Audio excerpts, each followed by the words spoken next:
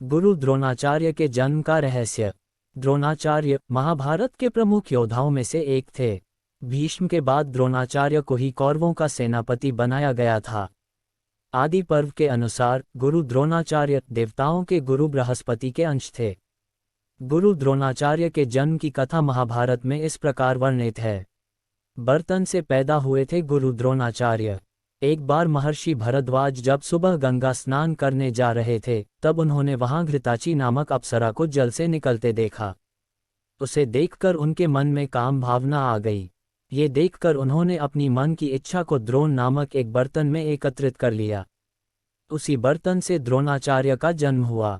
महर्षि भरद्वाज ने पहले ही आग्नेयास्त्र की शिक्षा अपने शिष्य अग्निवेश्य को दे दी थी। अपने गुरु के कहने पर अग्निवेश्य ने द्रोण को आग्नेयास्त्र की शिक्षा दी। परशुराम ने दिए थे अस्त्र शस्त्र। जब द्रोणाचार्य शिक्षा ग्रहण कर रहे थे, तब उन्हें पता चला कि भगवान परशुराम ब्राह्मणों को अपना सर्वस्व दान कर रहे हैं। द्रोणाचार्य भी उनके पास गए और अपना परिचय दिया। द्रोणाचार्य ने भगवान परशुराम से उनके सभी दिव्य अस्त्र शस्त्र मांग लिए।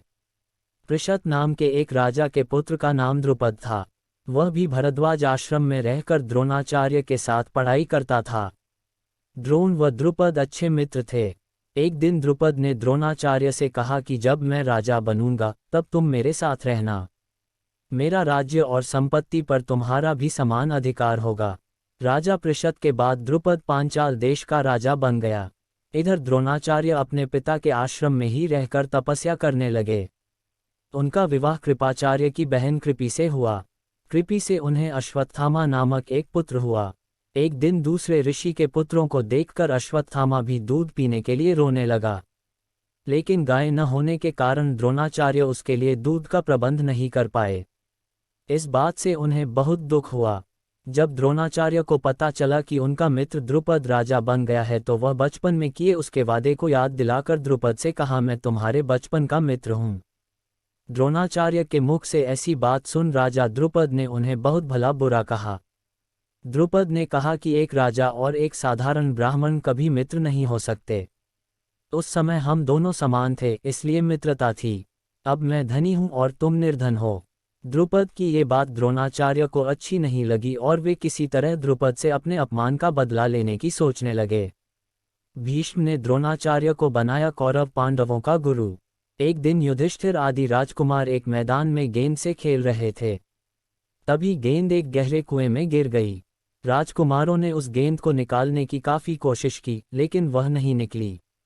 राजकुमारों को गेंद निकालने का प्रयास करते हुए द्रोणाचार्य देख रहे थे। उन्होंने राजकुमारों से कहा कि मैं तुम्हारी ये गेंद निकाल देता हूँ, तुम मेरे लिए भोजन का प्रबंध कर दो। द्रोणाचार्य ने अभिमंत्रित तीरों से कुएं से वह गेंद निकाल दी। राजकुमारों ने ये बात जाकर भीष्म को बताए। सारी बात जानकर भीष्म समझ गए कि वे महापुरुष द्रोणाचार्य ही हैं। भीष्म आदरपूर्वक द्रोणाचार्य को हस्तिनापुर लेकर आए और उन्हें कौरवों व पांडवों का अस्त्र विद्या सिखाने की जिम्मेदारी सौंप दी। अश्वत्थामा को अधिक ज्ञान देना चाहते थे द्रोणाचार्य। द्रोणाचार्य जब कौरवों व पांडवों को शिक्षा दे रहे थे, तब उनका एक नियम था। उसके अनुसार द्रोणाचार्य ने अपने सभी शिष्यों को पानी भरने का एक एक बर्तन दिया था। जो सबसे पहले उस बर्तन में पानी भर लाता था, द्रोणाचार्य उसे धनुर्विद्या के गुप्त रहस्य सिखा देते थे। द्रोणाचार्य का अपने पुत्र अश्वत्थामा पर विशेष प्रेम था, इसलिए उन्होंने उसे छोटा बर्तन दिया था, जिससे वह सबसे पहले बर्तन में पानी भरकर अपने पिता के पास पहुंच जाता और शस्त्रों से संबंधित गुप्त रहस्य समझ लेता था। अर्जुन ने ये बात समझ ली। तब अर्जुन वरुणास्त्र के माध्यम से जल्दी अपना बर्तन पानी से भरकर द्रोणाचार्य के पास पहुंच जाते और गुप्त रहस्य सीख लेते। इसीलिए अर्जुन और अश्वत्थामा को लगभग एक समान ज्ञान था। अर्जुन को दिया था दिव्यास्त्र।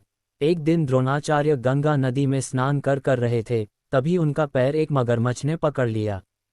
द्रोणाचार्य स्वयं उससे छूट सकते थे, लेकिन उन्होंने अपने शिष्यों की परीक्षा लेने के लिए ऐसा नहीं किया। तभी अर्जुन ने अपने तीरों से उस मगर को मार दिया। प्रसन्न होकर द्रोणाचार्य ने अर्जुन को ब्रह्मशिर नाम का दिव्य अस्त्र दिया और उसका प्रयोग कब और कैसे करना है, ये भी बताया। द्रोणाचार्य ने ही अर्जुन को वरदान दिया था कि संपूर्ण पृथ्वी पर तुम्हारे जैसा धनुर्धर नहीं होगा। गुरुदक्षिणा में ये मांगा था द्रोणाचार्य ने। जब कौरव व पांडवों की शिक्षा पूरी हो गई तब द्रोणाचार्य ने उनसे कहा कि तुम पांचाल देश के राजा द्रुपद को बंदी बनाकर मेरे पास ले आओ, यही मेरी गुरुदक्षिणा है। पहले कौरवों ने राजा द्रुपद पर आक्रमण कर उसे बंदी बनाने का प्रयास किया, लेकिन वे सफल नहीं हो पाए। बाद में पांडवों ने अर्जुन के पराक्रम से राजा द्रुपद को बंदी बना लिया और गुरु द्रोणाचार्य के पास लेकर आए। तब द्रोणाचार्य ने उसका आधा राज्य अपने पास रख लिया और आधा राज्य लौटा दिया। इस प्रकार राजा द्रुपद व द्रोणाचार्य एक समान हो गए। राजा द्रुपद ने अपने अपमान का बदला लेने के लिए एक ऐसा यज्ञ किया जिससे उसे द्रोणाचार्य को मारने वाला पुत्र प्राप्त हो। उस यज्ञ से राजकुमारी द्रौपदी व धृष्टद्युम्न प्रकट हुए। छल से हुआ था वध। महाभारत युद्ध में द्रोणाचार्य कौरव पक्ष की ओर थे। वे रोज नए नए चक्रव्यूह बनाकर पांडवों की सेना का वध करने लगे। द्रोणाचार्य द्वारा बनाए गए चक्रव्यूह में फंसकर ही अभिमन्यु का वध हुआ था। जब पांडव किसी भी तरह उन्हें हरा नहीं पाए तो उन्होंने गुरु द्रोणाचार्य के वध की योजना बनाई। भीम ने अपनी ही सेना के अश्वत्थामा नामक हाथी को मार डाला और द्रोणाचार्य के सामने जाकर जोर जोर से चिल्लाने लगे कि अश्वत्थामा मारा गया।